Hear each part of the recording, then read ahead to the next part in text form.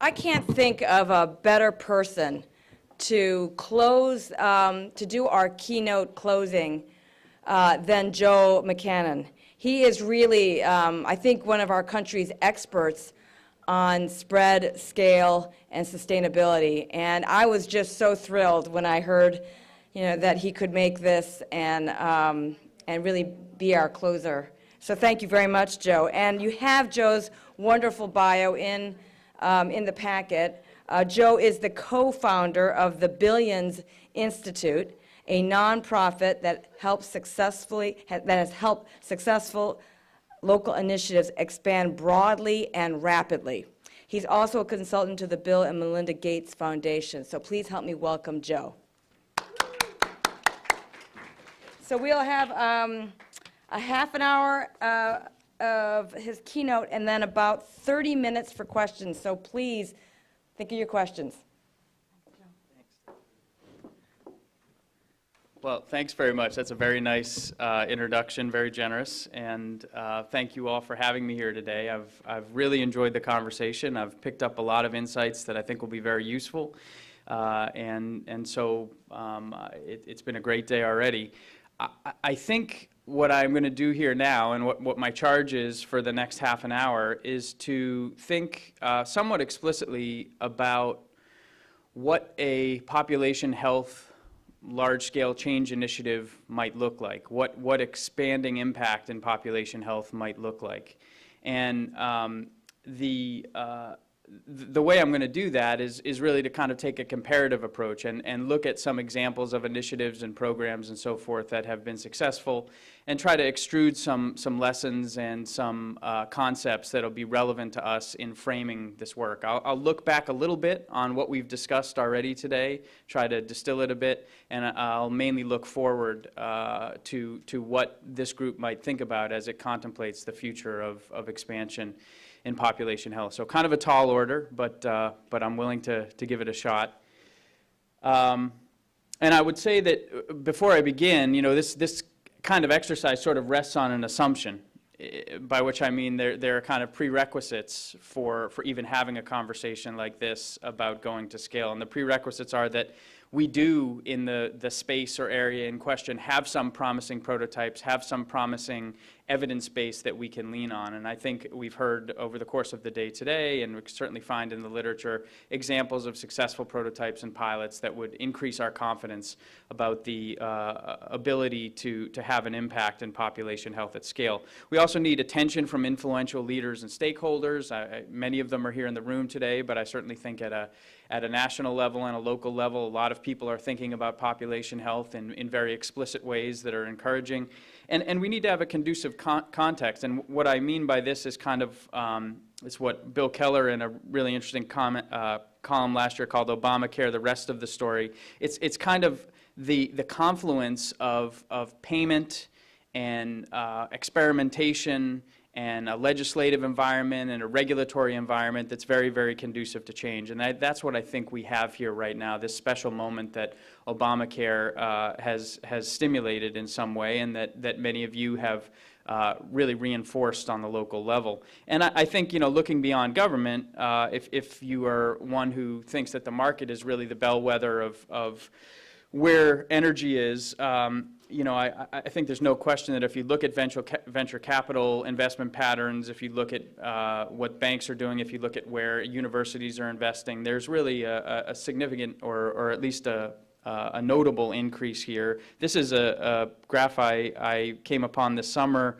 about digital health funding. This is from Rock Health and was actually on CNBC. I think that's where I first saw it. The digital health funding in 2014 has broken previous records. It had exceeded the total for 2013 by this summer.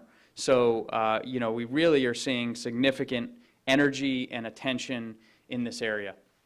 So I'm going to start on the premise that we do have a conducive environment. We do have a moment that is appropriate to be thinking about expansion and scale in the way that we're discussing. And so you might view that as kind of speculative, but I'm going to still go for it in any case. And I would also just say as an aside to the earlier question, which I thought was very interesting about whether we have a sufficient evidence base in scaling and spread.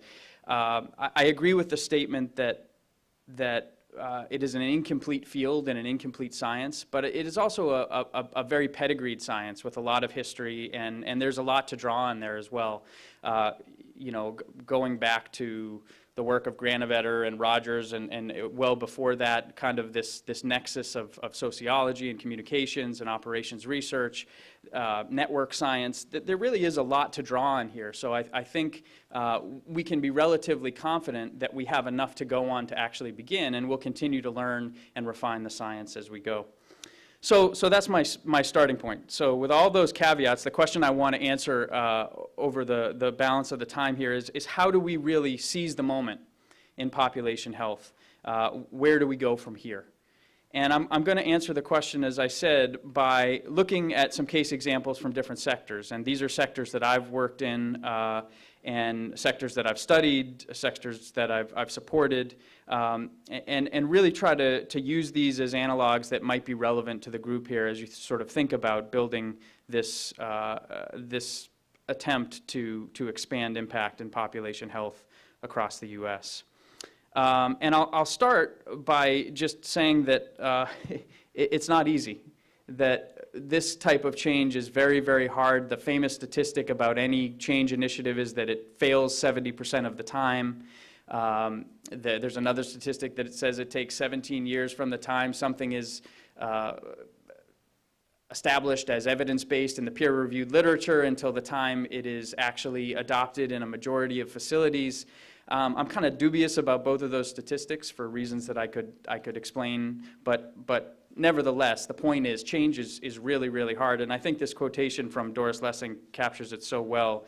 I think when people look back at our time, they will be amazed at one thing more than any other. It is this, that we do know more about ourselves now than people did in the past, but that very little of this knowledge has been put into effect.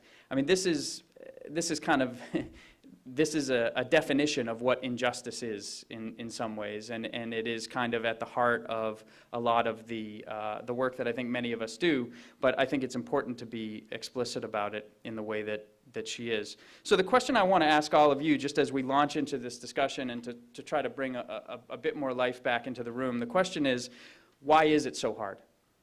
Based on everything that you've heard here today, based on your own experience, why is it so difficult for us to take what is sound, what has worked locally, to a larger scale? And if you wouldn't mind, just find someone near you, just take 30 seconds and just quickly come up with one or two ideas about why this is so difficult. What are you taking home from the day-to-day in terms of the most notable barriers?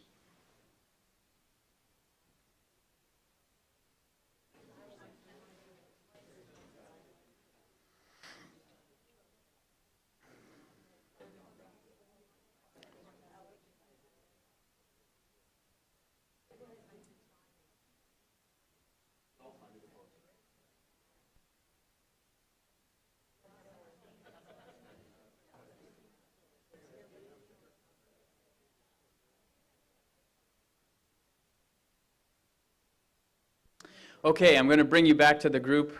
Time is a real tyrant here right now. So let me just ask, would a few brave volunteers just be willing to shout out what they view as the big reason? What's your reason why we struggle so hard to make change and change at scale? Why don't we spread things effectively? We know intuitively what is the right thing to do, but it is not, has nothing to do with evidence. Interesting. Okay, so there's a disparity between evidence and our kind of intrinsic knowledge. Okay, okay. Others? Yes? We apply complicated thinking to complex problems, try to engineer the solutions rather than emerge with collective wisdom of people. I am going to steal that sentence. I think that's right on the nose. Other barriers? A lot of people vested in the status quo. One or two more others. Sustainable resource streams. Yep. Any more? Okay. Well, you know, you've hit on a lot of them, but this is kind of my subset or short list of challenges that I think are really, really meaningful when we talk about going to scale. The first thing is there is a very crowded marketplace of ideas. look at your email inbox when you leave this meeting. Look at the requests that you will have to do many things that are very important to the people who are requesting that you'll do them. We're just simply inundated with things that we could do to make the world a better place. So the sheer volume of information and the sheer volume of ideas is a barrier. There's what I call the myth of natural diffusion. The idea that if we put something out there in the literature, or we put something out there to the world, that based on its merit, based on its intrinsic value, people will see that it makes sense and they'll take it home. And there's really very little evidence at all for that. There are conflicting values, and I think this is something that we sometimes underestimate. When I was working in Southern Africa in the early 2000s, and we were trying to expand voluntary counseling and testing, and we were trying to reduce or expand access to antiretrovirals, there was a whole other movement that was going on in parallel to ours, which was about abstinence. It was a very different movement with a very different set of values. And I'm not here to disparage it. That wasn't the movement I was a part of, but those movements are out there and they do exist. There's inertia. Someone mentioned inertia, business as usual. I mean, I just share with you, I am right now in the process of supporting what are to me two very important large-scale change initiatives. And since the Wednesday before Thanksgiving, I have not at any time reviewed data or given a thought to the tactical things that we need to do to have more success in those initiatives. Why? Because I've had 3 reports to submit, I've had several talks to prepare, I had 2 afternoons of conference calls, I had an inbox full of emails, I had a family crisis to tend to. I mean, it's not that people are bad and sitting on their hands, it's just the force of our daily lives is an immense force to contend with. There's resignation and apathy that you've all described. There's competition. I worked in one field which I will not name, and it took me about 6 months to figure out that the 2 leaders of the 2 most prominent organizations in the field that were trying to solve a very important problem in a state simply didn't like each other, and they didn't want to collaborate, and they wanted to win. They wanted their organization to win. This isn't surprising. This is what human beings do, but it undermines change, and it undermines coming together to do things that are bigger than what we might do as an individual organization. And then there's fear, and fear is the enemy of all change. Fear as a desire for control, fear as a fear of trying new things, fear of others getting recognition. All of these things really undermine change. So at some level, when you look at this list, you think to yourself, my gosh, it's a wonder that we could ever do anything at all. It's a wonder that we could ever change anything, especially change things at scale. But what I want to talk to you about are those exceptional initiatives, the initiatives that of the 50 or 60 that I'm drawing from here really do something that's remarkable, that actually just feel very, very different. When you walk in the door, if you were to walk into the door to the 100,000 Homes campaign as an example, it's breathtaking. If you were to walk into Rashad's work when he was working in Russia, it would almost make you uncomfortable because they're moving so fast and they're taking in data and making adjustments so quickly. It's just a different experience. So what I'm going to do is I'm going to tell you about typical initiatives, or what is kind of commonly done, not with bad intentions, but just kind of as a result of that inertia, and then talk about exceptional initiatives, the initiatives that really stand out and what their behaviors are, and hopefully that will leave you with a list or a set of ideas that might be relevant as we contemplate this expansion of population health. So the first thing we see, I think, in a typical initiative is what I call comprehensive strategy development, and it goes directly to the comment that you made about sort of developing complicated strategy for complex problems. It's a natural tendency when we're looking at complex problems to say, we need to take time. This is so messy. We've really got to think about this from every possible direction and consider every eventuality and just permute to try to solve this problem. Instead, what you see in the initiatives that I think are successful is a bias towards starting. And it's a bias towards starting not despite complexity, but because of complexity. And this is kind of a very flip summary of a paper that I really like from the Aspen Institute, about a 120-page paper, so it takes a little time, but by Auspice and others. And it basically says complexity actually means that excessive strategy is wasteful and even possibly absurd. Because engaging with the world under such a complex environment is the only way we're actually going to know what works. We can't, it's just impossible to predict it. We can do a little modeling. There's some network mapping that I think is interesting that gives us a little bit of a clue. But until we actually engage with the environment, we aren't going to understand what we need to do. So that's the rationale for beginning. Complexity means there's no silver bullet solution, and so we have to get started somewhere. That, I think, is one characteristic you'll find in initiatives that really succeed. Another characteristic of typical initiatives is an emphasis on consensus. We need to make sure that we get all stakeholders to the table, around the same table, to agree with one another so that we can make sure we're moving in lockstep with one another. It's the spirit of cooperation. And again, nothing nefarious about this, nothing sort of intellectually that doesn't make sense, but in reality, because consensus is a very complex process, we find that the initiatives that succeed sort of take on this view that consensus actually kills, that if we have consensus about aim, if we have agreement on what we're trying to accomplish, that the process of trying to get to a perfect consensus, particularly on smaller decisions, is actually damaging and is not something that we can actually tolerate if we're going to make change at the rate that we need to make it. And I don't say this phrase consensus kills to be hyperbolic.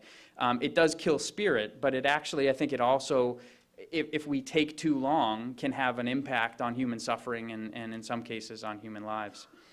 General goals for expansion, we heard this earlier today from Rashad. General goals for expansion, vague goals for expansion are a characteristic of initiatives that don't succeed. That, we are going to make population health better in the United States isn't particularly helpful versus explicit time-bound aims and really being concrete about what it is that we want to try to accomplish. Some is not a number, soon is not a time was kind of the tagline of the 100,000 Lives campaign at IHI, and I think it's a good little mnemonic. We want to know how much we're going to accomplish by date certain. And we decide that by understanding what full scale looks like. So what would full impact look like? We really need to understand that in quantifiable terms.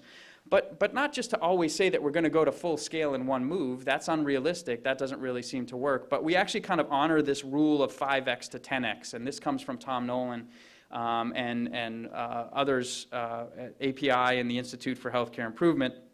This is the idea that for any phase of expansion, when we move from prototype to pilot to scale, that a rate of expansion of 5 to 10x is about right. So if when we started the 100,000 homes campaign, we were in about 20 cities. And when we went to our expansion phase, our target was 200 cities. And that was sort of a stretch goal. But 2,000 cities, we couldn't have done it. The wheels would have come off. So there is kind of a natural rate of expansion. This is not a hard and fast rule, but it does come from industry. And I think it's one that I've found has held us in very good stead. The Millennium Development Goals, I think, are an interesting example to point to. Not without controversy, but interesting. These 8 goals to be achieved by 2015, which I think where we've seen pretty remarkable progress globally, particularly in certain regions of the world. Maybe there are community development goals. Maybe there are 7 or 8 things we can do in communities around the U.S. which focus action and give us a time-limited sense of what we actually need to accomplish. I'm sure within this room we would have some good initial ideas about what those might be. A fourth thing is that we see in initiatives that tend to struggle when it comes to scaling is they design for success. And what I mean here is that there's sort of intensive, resource-heavy investment in making sure that we have a success at all costs. And unfortunately, that doesn't account for the fact that when we expand, we have to do what the first speaker talked about today, which is manage our marginal costs. We actually have to reduce our marginal costs and introduce economies of scale over time. So a better model is designing for success and for scale from the outset. And here, I think, the thinking of Everett Rogers and others is very useful. Just when we're looking at the idea or the intervention that we're designing, let's be rigorous. There's actually a scorecard in the improvement guide that you can use to say, have we established a relative advantage? Is the relative advantage clear on a scale of 1 to 5? Is this something that is significantly better than what came before? Is it simple and straightforward? When we launched the 100,000 Lives campaign at IHI, our national patient safety campaign to avoid unnecessary deaths in U.S. hospitals, our methicillin-resistant Staph aureus guide, the guide that we developed in its first draft, was 143 pages long.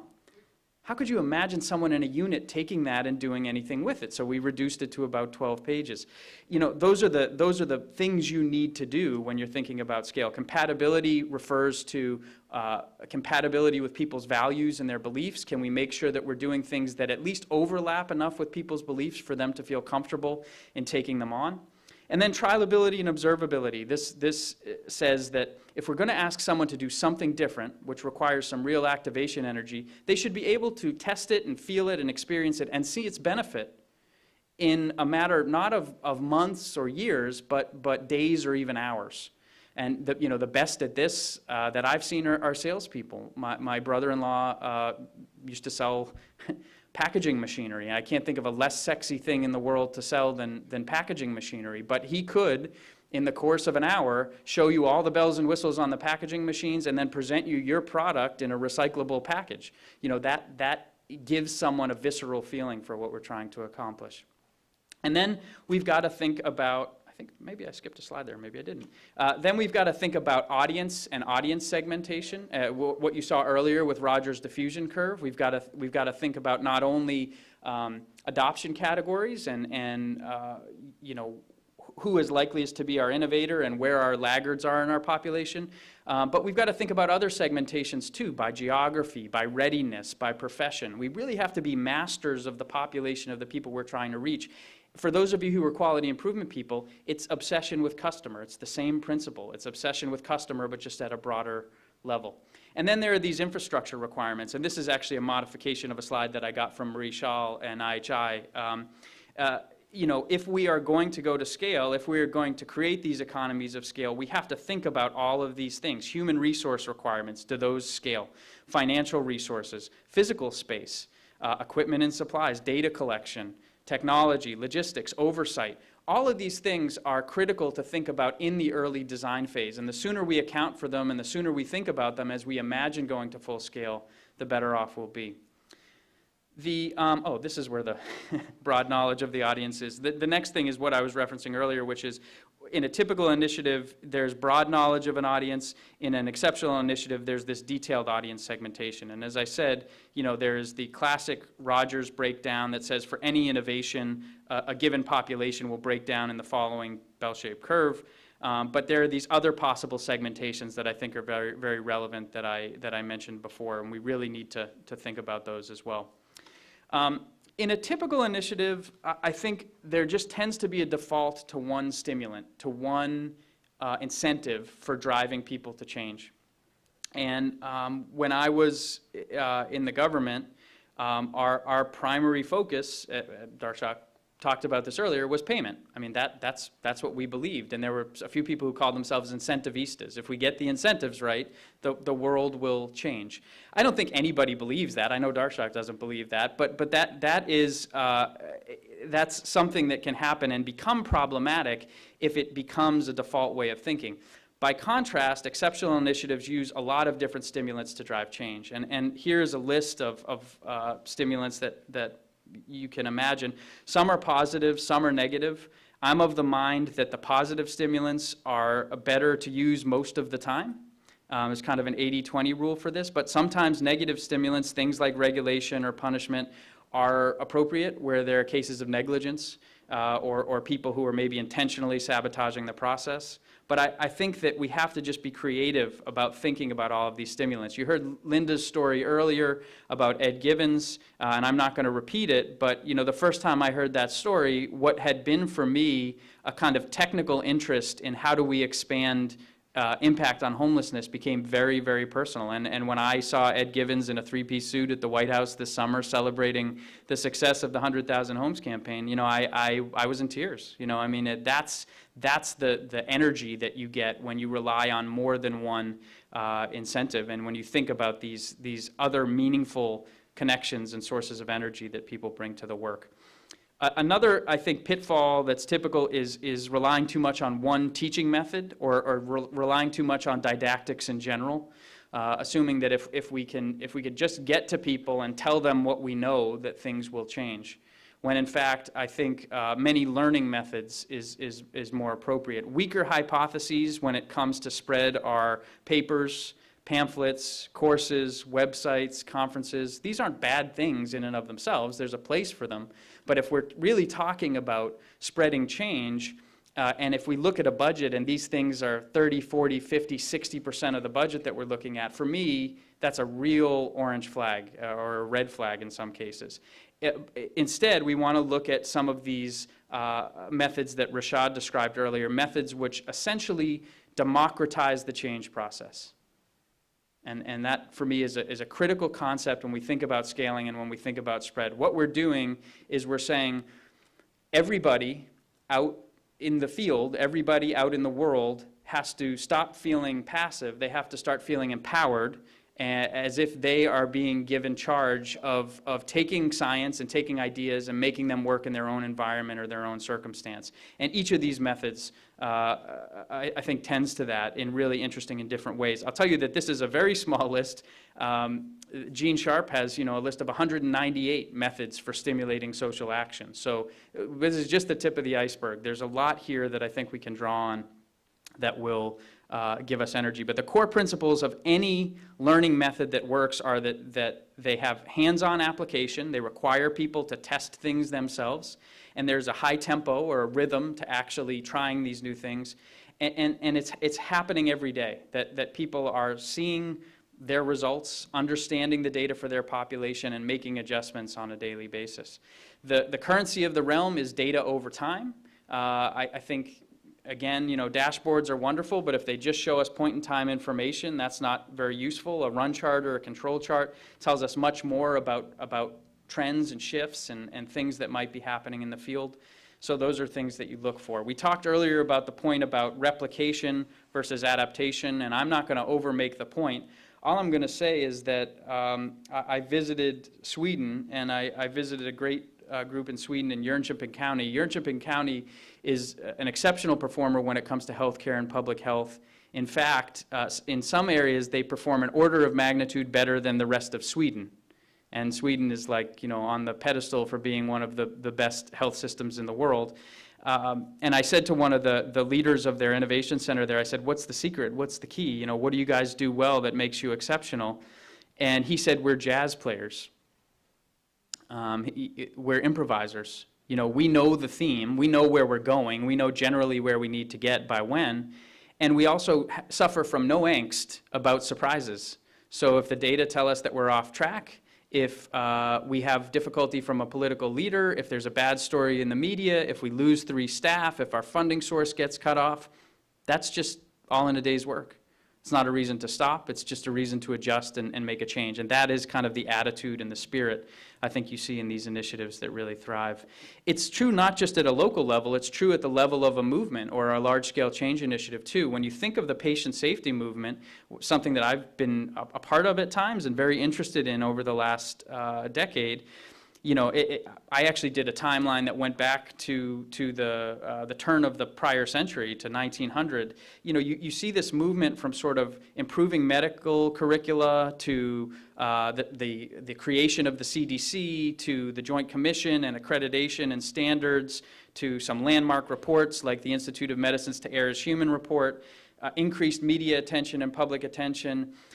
Suddenly there are some interesting prototypes in a few health systems around the country. There are campaigns like the 100,000 Lives campaign. State departments of health get drawn in. The essence of this is, improvisation is not the right word here, but opportunism maybe is more appropriate. The idea that we're opportunistic about what the world gives us, and as a movement, we're very quick to jump on the opportunities that are presented. All right, this next point is one where I always get myself into trouble, and so I want to make sure I talk about this in a kind of deliberate way. In a typical initiative, often a heavily funded initiative, there's concern about summative evaluation for several reasons. Sometimes it's to do with attribution, often to do with the fact that the donor or the foundation or the government who's ever given the money is worried about establishing the value of their investment and understanding what happens so that they can make better decisions in the future. And that's appropriate.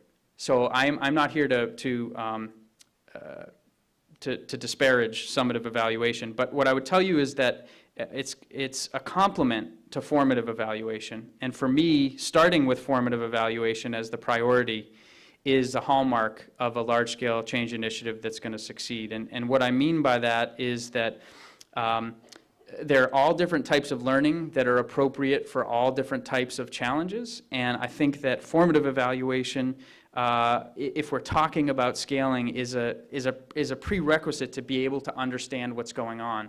And if there's worry about contamination or worry about adaptation, it basically it ties our hands behind our back. The essential thing, this democratization of change, this allowance for local adaptation and appreciation of local context, is eliminated by a summative design that's too restrictive. So I think they can coexist. I know they can coexist. I've seen them coexist beautifully, but I think that formative evaluation is a critical piece. This is the dashboard from the 100,000 Homes campaign from Philadelphia, and you see that monthly housing rate that Linda referenced. I mean, I think that is galvanizing. It's what everybody understands and looks to, and it is, again, it doesn't exclude other forms of evaluation or other forms of learning, I should say, but I think it's critical to have it there. This is in a very remote part of Honduras, in Copan. These are run charts that I saw on the wall there, and you know, unsurprisingly, this was a region and a district that was having much more success at improvement because they had not just data, but timely data that they could use to make adjustments on a weekly basis. So this, again, is I think, critical. A last point here, and then I'm going to wrap up. In a typical initiative, I think, one that struggles to get to scale and have impact at scale, I think the system is one where management sort of sits on high and gives approval. Where there's a reporting structure where those who are taking part in the work are trying to make sure that they don't upset a person higher up on the chain. In the initiatives that really work, management has as its primary job barrier removal. And this is some work we did in Central America in my work with the Gates Foundation to sort of draw a comparison between the typical scenario, what we were seeing in most countries, and the alternate scenario, which is the one that correlated most highly with better results. In the first scenario, district representatives submitted reports to the central office. The central office rewarded timely submission of data. The central office occasionally reviewed data and ranked performance, and underperformers were called in. And as a byproduct of that, and this will come as no surprise to any of you, a lot of people were tempted to fudge their data. That is a very common byproduct of a system that's set up like that. In the second scenario, senior officials visited districts and facilities on a rotating basis. They spent 25% of their time reviewing progress together on the same side of the table. So it wasn't as if a group was standing in front of leaders and saying, here's our progress, don't worry, everything's okay, and all the bad stuff isn't really as bad as you think it is. They were sitting down together and looking at data and trying to make sense of it. And then they spent the balance of their time identifying specific barriers that leadership would remove by the next visit and identifying new tests that local owners would run. I hope it's apparent to you how different those two things are when it comes to how we manage large-scale change and the impact that those two things will have. What we're really doing, if we're successful at having impact at scale, is we're spreading culture and we're spreading values. And the culture in the first scenario here is one where there's fear and there's limited learning, and the culture in the second scenario is one where we're invested in the outcome and figuring out every day how we get closer to solving the problem, how we do it together as a team. And these things, you know, I have had people say to me at different times, you know, this is kind of soft stuff, you know, and does it really make that much of a difference? And of course it makes all the difference, you know, and my partner, my business partner, Becky Canis Margiotta, and I have this thing we call the John Cusack rule. I don't know how many people here know John Cusack. I was in a college group a few weeks ago, and like less than a fifth of the room knew who John Cusack was. So yeah, I want to ask. It's kind of bizarre. It's terrible, right? Wonderful actor, I thought, from the 80s and 90s. And he was on the show Inside the Actor's Studio with James Lipton, being interviewed about his career. And James Lipton said to him, you know, John, I've noticed you're doing less acting these days, and you seem to be doing more producing. And tell us, like, what is it that's essential about producing? What is the job of a producer? And he thought about it for a second, and he said, you know, I think if I had to boil it down, I think the job of a producer is to keep the set free of fear. And it just hit me between the eyes for some reason. I just thought, you know, that's kind of, if you're leading a large-scale change initiative, that's kind of the essence of the thing. You're keeping the set free of fear so that people are going to test and fail and try and experiment and be transparent about problems and come to you with obstacles as rapidly as possible. So that, I think, is the essence of what we're trying to create. When you bring all these things together, when you look down the right side of the slide here and you think about all of these exceptional characteristics, I think what you create, and this is my last slide, is something called a paradise built in hell. And this is a concept from Rebecca Solnit. And I don't know how many of you read Rebecca Solnit or her books or her essays, but I said to someone yesterday, she could write an essay about my shoes, and I would read it. I mean, it's just, she's a great writer, and she's one of these people who always makes you stop and say, wow, I didn't think of that. That's a different way of looking at it. The essence of this book is that she studied communities that had been involved in disasters, volcanoes, earthquakes, hurricanes, wars, so on and so forth. And what she found is that when people were looking back at their lives, the experiences that they characterized as the most joyful and the most meaningful were actually those experiences. And they used the word joyful, which seems a little bizarre, but I'm sure you've experienced that. I've experienced that. When you lose yourself totally in a cause, when you don't care about who gets credit, when you don't care about anything other than how am I going to put my shoulder to the wheel with other people and get a great result, it's totally liberating. And it creates a container, a space where there's so much energy and so much action that it's addictive. You kind of never want to leave. And that, I think, is the sort of the quick thumbnail version of what you'd be looking for if we think about building a large-scale movement here. It's building that paradise built in hell, a command center where rapid change is happening, where there's limited fear, where there's lots of quick data, where there's lots of quick adjustment, where it's safe to fall down, where you know, we really deeply understand our audience and we constantly get out to the field, where we're constantly making our intervention better. That's I think the essence of a large-scale change initiative that succeeds. So I'm going to stop there. I guess I'll just stop with something like an apology, which is to say, obviously, I come at this with a very specific bias, which is I'm a practitioner. I occasionally publish, occasionally you know, do a conference or something like that, but that's just not what I do. So I have a strong set of biases here about what works actually out there in the field.